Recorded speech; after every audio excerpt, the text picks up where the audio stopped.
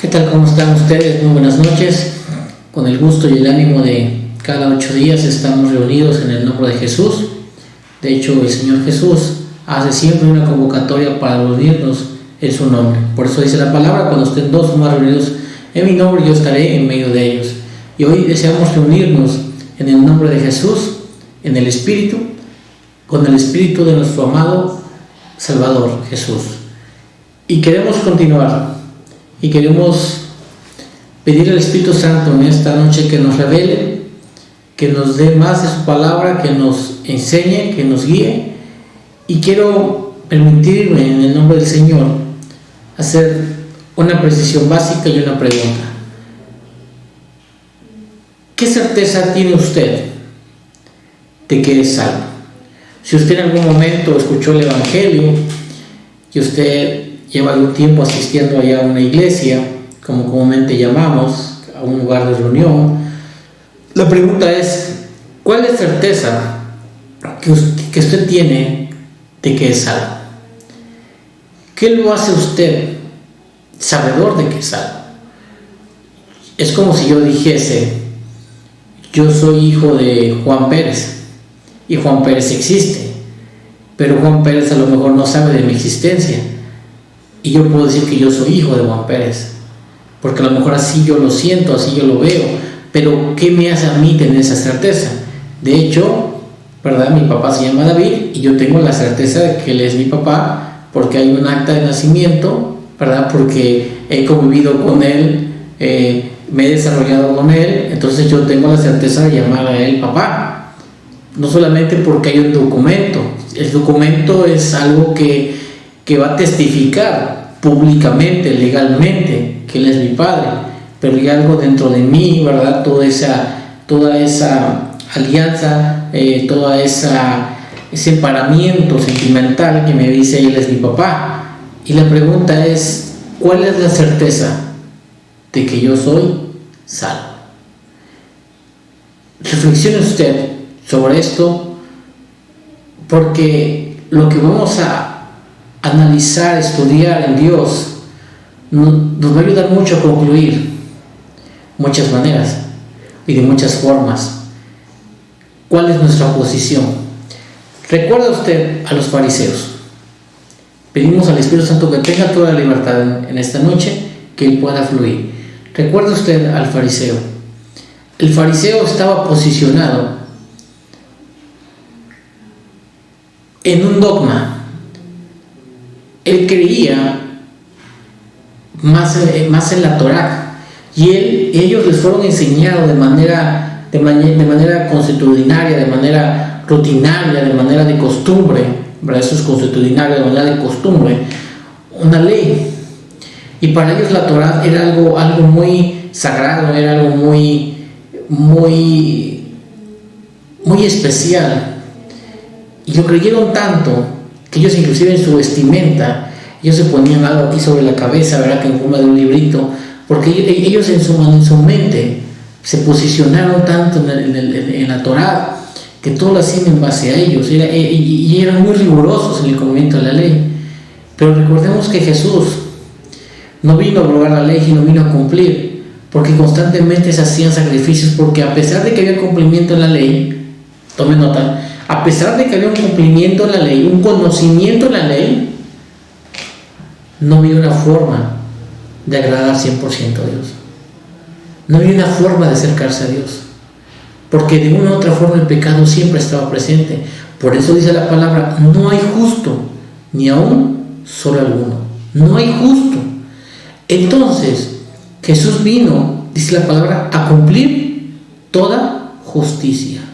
Dice, y el justo fue hecho injusto.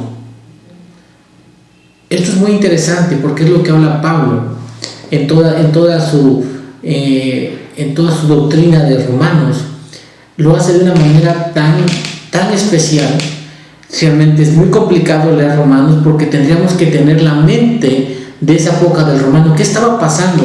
Por eso tanto ahora nosotros debemos ser personas que constantemente estén investigando a Dios, y tenemos que ver siempre el contexto histórico, cultural, de dónde se escribió una palabra y cómo se pronunció una palabra, porque muchas veces uno de los grandes choques que tenemos es que yo la quiero entender en base a mi cultura, y entonces yo fracaso en el entendimiento de la palabra, y entonces vienen varias interpretaciones bíblicas y cada quien lo interpreta de una otra forma. Cuando dice la palabra que el Señor Dios uno es y el Espíritu uno es, la palabra una es, pero ¿cuál es la situación? Que estamos repatriados espiritualmente, estamos expatriados espiritualmente, la palabra es expatriado espiritualmente, que necesitamos ser repatriados a nuestra patria celestial y ser ciudadanos de una misma ciudadanía celestial, de una misma nación, de una misma ciudad, pertenecer a ello. Esto es sumamente importante porque es aquí donde empiezan los problemas. Recuerden ustedes que el fariseísmo se posicionó en una cultura, en una ley, y ellos tenían, ¿verdad? Eran conocedores de la ley, temerosos de la ley, pero había algo que no era perfecto. Es que todavía había que hacerse muchos sacrificios, y el Señor se hastió de tantos sacrificios humanos, ¿verdad? Que tuvo que venir el Hijo amado a dar su vida, el Cordero perfecto, el Cordero inmolado, el Cordero sin mancha, para que a través de Él yo fuese hecho perfecto. O sea, perfecto. Esto es sumamente importante. Vamos a ver un poquito, y lo hemos platicado, pero vamos a profundizar más, cuando la palabra nos habla en Juan capítulo 3, verso 1-21, cuando el Señor Jesús tiene una conversación con Nicodemo. Nicodemo, ¿quién era? Un fariseo prominente, miembro del Sanedrín. Recuerden ustedes que el Sanedrín era como si usted quiere llamar una escuela teológica, donde se estudiaba la Torá, ¿verdad? Donde las cábalas también se estudiaban, porque existían cábalas, y entonces había misterios también ahí que ya estaban hechos por los profetas antiguamente. Era el consejo gobernante de los judíos, ¿verdad? El Sanedrín. Y entonces él integrado por todos esos pensamientos que tenía, y viendo que ahora llega Jesús, y entonces empieza una contradicción de él. Le dice, mientras estaba Jesús y tiene el encuentro Nicodemo, le dice: maestro, ¿qué necesito yo para hacer lo que tú haces? O sea, note usted algo, Nicodemo es atraído, ¿por qué? Por las señales y los milagros que estaba haciendo Jesús. Note usted esto. Nicodemo no le atrae el pensamiento de Jesús. A Nicodemo no le atrae las palabras de Jesús. A Nicodemo, ¿qué lo atrae? Lo que estaba viendo.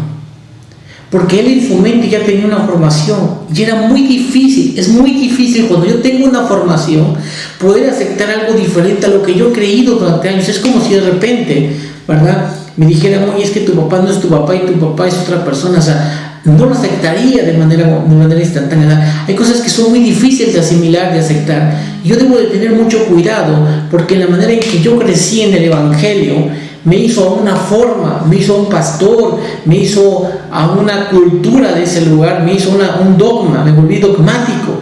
Y muchas veces me cuesta trabajo ir quitándome todo ese peso del dogma. Pero al final Dios no trata de que seamos dogmáticos. Dios quiere que seamos espirituales y que sea el Espíritu Santo que siempre nos guíe a toda justicia y a toda verdad. Es el Espíritu Santo el que debe morar en cada uno de nosotros y debe haber una señal, debe de haber un indicio, debe haber un indicador de que yo tengo al Espíritu Santo y pueda yo decir que el Espíritu Santo me está hablando y me está hablando una verdad. Porque muchas veces decimos, son mis emociones, son mis sentimientos, o es Dios quien me está hablando. Yo debo de entender con claridad estas cosas. ¿Por qué? Porque si no me puedo confundir y puedo rechazar una verdad de Dios. Ahora, vamos por esta parte. Nicodemo se ha traído por algo que Jesús está haciendo. La pregunta es, ¿Jesús lo convence o cómo trata de convencerlo Jesús a Nicodemo? No lo está convenciendo con un milagro en su vida. Nunca le dice, tú eres así y vas a sanar o tienes esta situación. Sino que realmente vea usted lo que hace Jesús. Y vamos a hacer un paralelismo con lo que está la samaritana, lo hemos platicado. Con la samaritana sí tiene una conversación más profunda de su vida.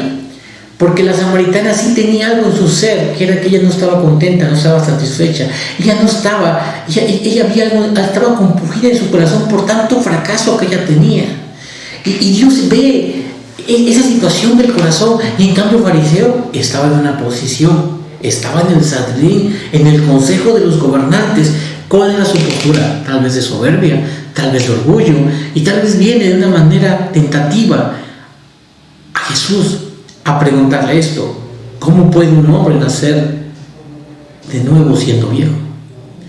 Pero Jesús, vea lo que hace Jesús. Jesús se pone a hablar en el mismo lenguaje de Nicodemo, pero note algo: jamás Nicodemo acepta la palabra.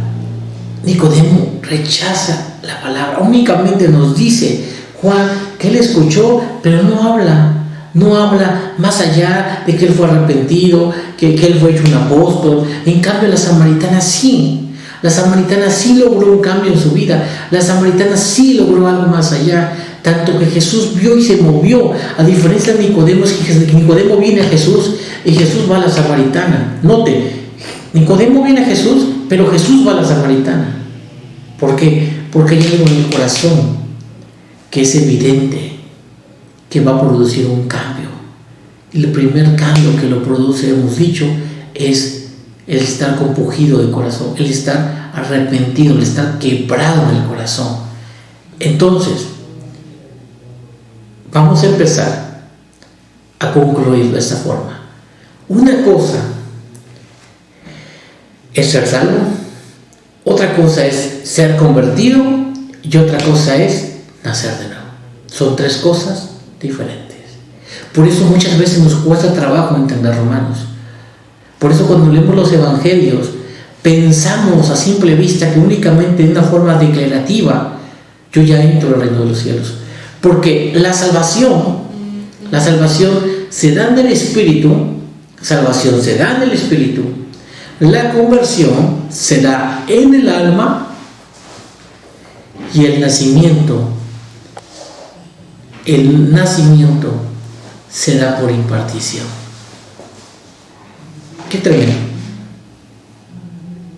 Dice así: Nicodemo, volviendo a Juan, ¿puede acaso entrar por segunda vez en el vientre de su madre y nacer? Jesús contestó, tome nota: de cierto te digo que el que no naciere del agua y del Espíritu no puede entrar al reino de Dios. lo único que me va a dar acceso al reino de Dios es el nacer de nuevo. ¿La salvación para qué es? La salvación es la salvación de mi espíritu. Es decir, que algún día yo abandonaré el cuerpo y el ser salvo me permitirá estar en esos lugares por una eternidad. El alma, la conversión que se da en el alma, me da la capacidad de gobierno, de dominio, de recuperar mi naturaleza espiritual. Pero el nuevo nacimiento me da acceso al reino de Dios. Dice la palabra: el que no naciere de agua y del Espíritu. Y vamos a hacer una pausa aquí. Cuando habla de nacer de agua, ¿a qué se refiere? ¿Habla del bautismo? Pregunta. ¿Nacer de nuevo habla del bautismo? No. Porque yo debo identificar que había dos bautismos. El bautismo de Juan para arrepentimiento y el bautismo de Jesús. Por eso dice la palabra, lo podemos buscar, que preguntaron: ¿en qué bautismo fueron bautizados? Cuando Pablo está en Hechos 19:13, vamos a leer un poquito, nada más como para ampliar esto, y no piense usted que esto es una interpretación personal o esto es una locura. Dice: ¿en qué bautismo pues fuisteis bautizados? Hechos 19:13. Ellos contestaron: en el bautismo de Juan. Qué interesante. Y Pablo dijo: Juan bautizó. Aquí está claramente la palabra. Y Pablo dijo: Juan bautizó, versículo 4, con el bautismo de arrepentimiento, diciendo al pueblo que creyeran en aquel que vendría después de él, es decir, en Jesús. Entonces, qué preciosa es la palabra. La palabra es luz, la palabra es vida. Es hermoso porque el Señor nos revele todo esto. Entonces, hay dos bautismos. El bautismo de Juan para arrepentimiento, versículo 5. ¿Cuánto oyeron? Fueron bautizados en el nombre del Señor Jesús. Pregunta: ¿cómo bautizaron a Juan? Juan bautizaba en un bautizo físico, en el agua. ¿Y cómo les bautizó? O sea, Pablo estaba viendo que estaban incompletos. O sea, Pablo vio a esos que fueron bautizados que estaban incompletos. Por eso dice: cuando vieron esto, fueron bautizados en el nombre del Señor Jesús, y Pablo les impuso las manos. Qué precioso, qué revelación. Dice: vino sobre ellos el Espíritu Santo, y hablaban en lenguas y profetizaban. El bautismo de Jesús y el bautismo del Espíritu Santo. Entonces ya nota usted y concluye: bautismo de Juan, bautismo de Jesús y el bautismo del Espíritu Santo. ¿Sabía usted que lo que hizo la Iglesia romana fue robarnos esta preciosidad? Porque realmente cuando se sumergían en el agua, se sumergían 3 veces.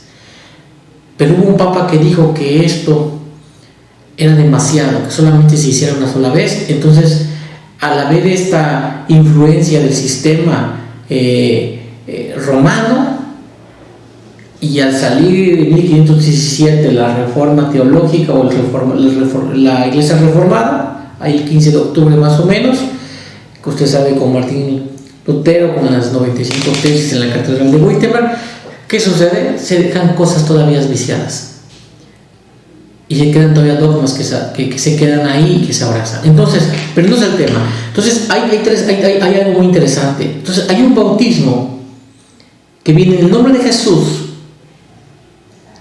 y le impuso las manos sobre el Espíritu Santo, y hablaban en lenguas y fuego.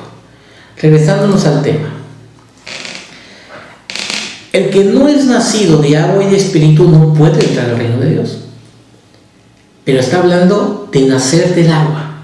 Pregunta, si no es el agua de Juan, ¿a qué agua se está refiriendo? ¿Y a qué espíritu se está refiriendo?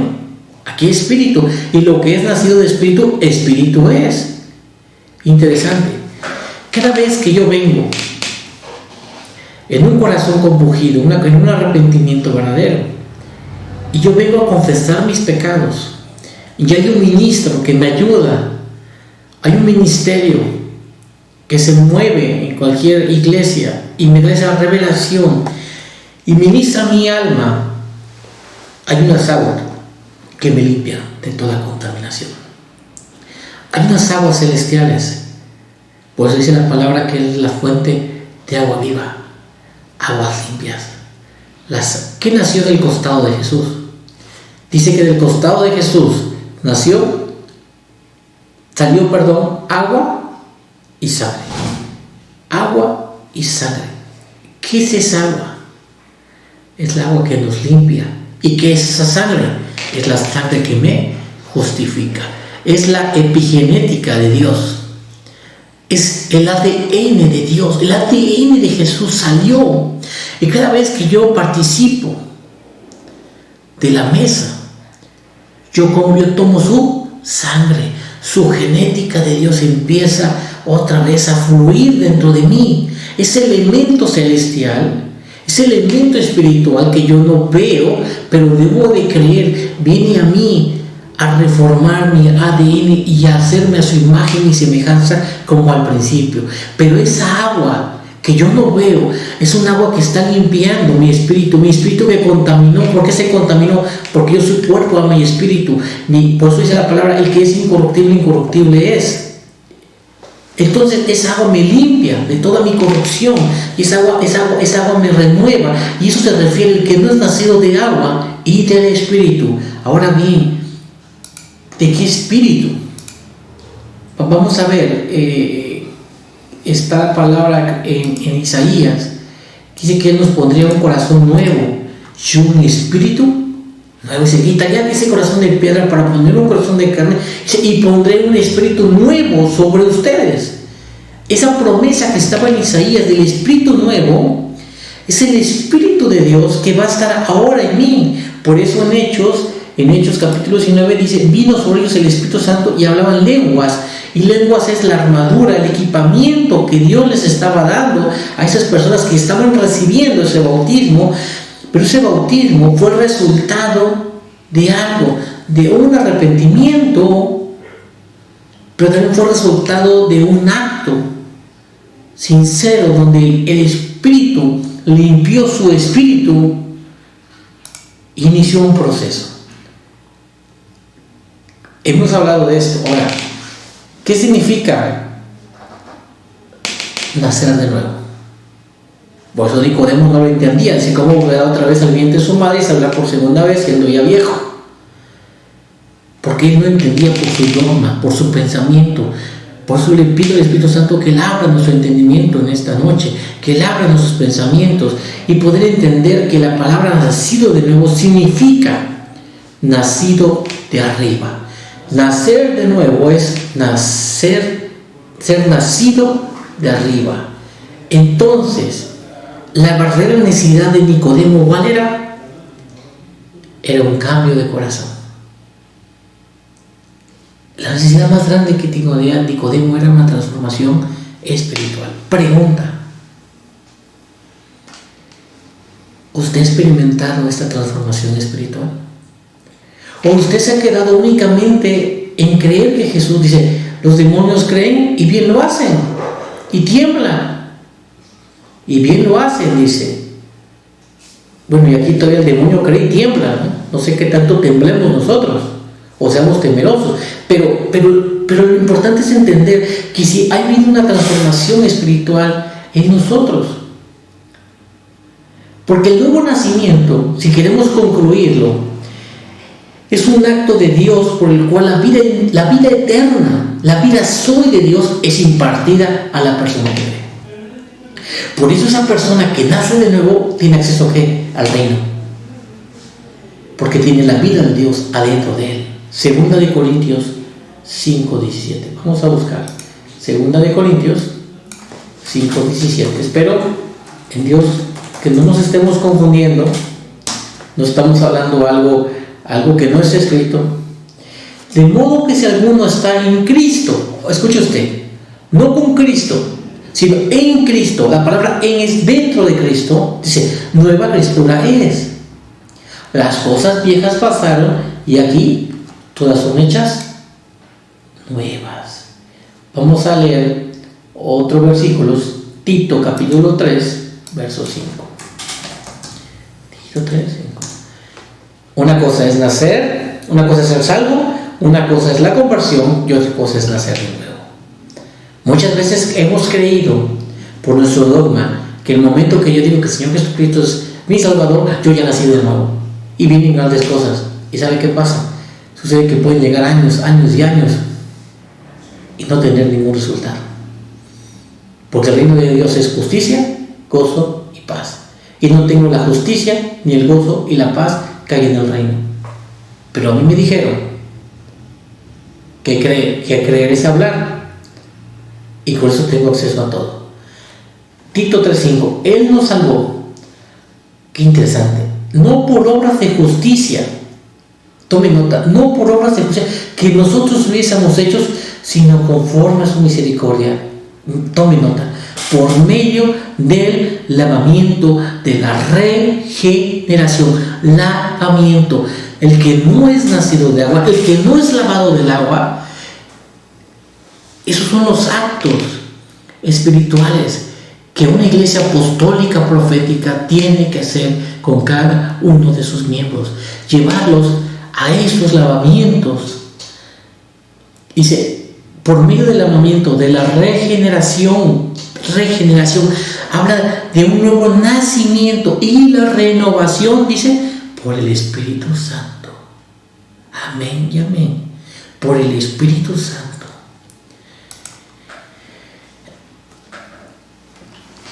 Juan 1:12, vamos concluyendo demoraríamos más, pero queremos solamente que usted empiece a inquietarse, que estas palabras empiecen ustedes a inquietarse y a tener ese ánimo y esa expectativa de vida nuevamente, que la vida de Dios esté en usted. Juan 1:12-13. Juan 1:12-13. Juan 1:12-13. Yo disfruto mucho esto. Yo disfruto porque esta es la esperanza. Que a pesar de que yo fuese como fuese, tengo una oportunidad de un renacer, de un regeneramiento y de tener acceso a los recursos de Dios. Pero a todos, dice, a los que le recibieron. O sea, recibir es una palabra, si vemos su contexto, está hablando de aceptar. O sea, no solamente es decir, sí, yo quiero a Dios Jesucristo, hubo un momento bonito, se movieron mis emociones y yo ya fui salvo, yo fui salvo. Perdonen, pero no es así. Porque al recibir tiene que ver con algo más. Dice que al que recibió, o sea, al que está ahora en Cristo, les dio el derecho, dice, ¿de qué? O la potestad, en otra versión, de llegar a ser, ¿qué? Hijos de Dios. A los que creen en su nombre, que no nacieron de sangre, ni de la voluntad de la carne, ni la voluntad del hombre, sino de Dios. Entonces, el nuevo nacimiento, concluimos con esto esta sesión, transmite la idea de volverse hijo de Dios. ¿Por qué es necesario? Pregunta, ¿por qué es necesario nacer de nuevo? ¿Por qué es necesario nacer de nuevo? Que Dios nos ayude a contestar esta pregunta. ¿Por qué debo nacer de nuevo? Espero en Dios que esto sea de utilidad a tu espíritu y que su espíritu crezca y su espíritu llegue a tomar y a comer la vida de Dios, y la vida de Dios se impartirá en usted. Gracias, Padre, gracias por tu palabra. Creemos esta verdad, más que una verdad teológica, creemos que es una verdad espiritual, Padre, que es necesario, sumamente necesario nacer de nuevo. Es necesario tener la vida de arriba, ser nacido de arriba. Padre, yo deseo nacer de ti. Yo deseo nacer de ti. Deseo, Padre, que tu vida sea impartida en mí y quiero ser esa nueva criatura. Y que este proceso de transformación espiritual empiece. Que no nos deje descansar y que esta palabra nos inquiete. Que esta palabra, Padre, nos absorba y podamos digerirla, Padre, y que pueda revelarnos más y más de todo esto, Padre. Ayúdanos, Espíritu Santo, ayúdanos a poder aceptar toda esta verdad que tú tienes. Queremos y anhelamos ser esos hijos de Dios, esos hijos tuyos. Abba, Padre, Papito nuestro, es nuestro deseo estar posicionado y sentado en esos lugares de luz, en esos lugares celestiales, y juntamente contigo poder gobernar. Amén y amén. Gracias, Papito amado. Gracias por todo.